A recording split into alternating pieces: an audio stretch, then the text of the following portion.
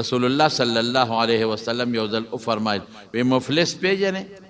غریب او فقیر وی وی څه ته وایي وی چې پیسې ورسره نه وی نه مړه دا خو مفلس نه دی دا مسکین نه دی دا فقیر نه دی فقیر او مفلس هغې ته وایي چې د ده سره د قیامت پر ډېرې زیاتې نیکۍ دي په دنیا کې ډېر زیات روژې او منځونه او نیکۍ کړي دي خو د خلکو حقونه پې پورې دي ظلمونه په دنیا کې کړي دي نو د قیامت پر ورځ به ترې خلک نیکۍ وړي په خپل خپل حق کې نو دی به تشه توقه پاتې شي هېڅ به مو سره دا په چا دې ظلم کړی د دې بدل به خدای په قیامت کې دي که ستا نیکۍ به هغوی له خدای ورکوي او که ستا نیکۍ خلاصه شوې د هغه ګناه به خدای رالي او په تا به یې بار کوي تا د مرګ مری راوړی دي ته قبر نه پیژنې ته آخرت نه پیژنې ته خدای نه پیژنې ته د خدای رسول نه پیژنې د خدای د رسول احکامات نه پیژنې فارشي کې ظلم پې خرڅې د پیو والا دغه ظلم دی چې پکې اوبه ور واچي دغه ظلم دی سوچه پې کم دی ما د یو سړي خبره کولې په پلان کوچ کې 2 کسه ناست یو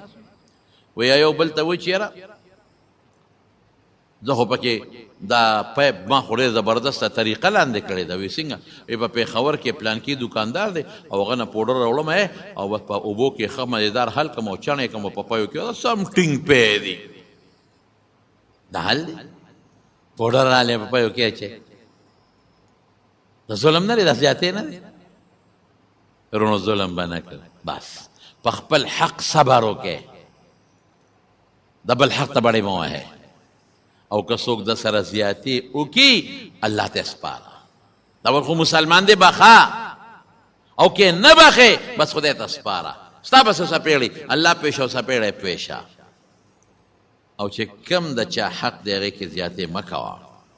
مه کوه زیاتې زمیندار د نیک دپاره ظلم کوي ځمکه نیک له زیاتئ په یوې باندې پردی پولوي او پسه سکوروئ د ده پټې نه دی پردی دی دا پمپ والا څه دي دا پمپونو کې چې تیل اچوي او ګیسونه میسونه اچوي دا ظالمان د نیکانو دپاره ظلم کوي او کم شی ورکوي ځان لم نه که نه بل له ظلم کوي او زیاتې کوي ولې دا څه کوي د خدای نه خلاصولی شي د قیامت پر ورځ د خدای د عذاب نه دې خلاصولی شي نه نو نبی کریم صلی الله علیه وسلم فرمایي حضرت ابو هریره په مخ کې صحابو ته اتقوا الظلم ظلم نه ځان وساتئ فإن الظلم ظلمات ظلم چې دی دا هلاکتونه دي تبایانې دي او تیارې دي د قیامت پر ورځ باندې او د مظلوم خدای ته ډېر زر رسیږي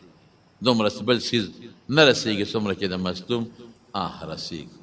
لیس للظالمین من نصیر الله وی د ظالم په دنیا کې مو په آخرت کې اس قسمه مددگار بني الله دې موږ د ظلم نه وساتي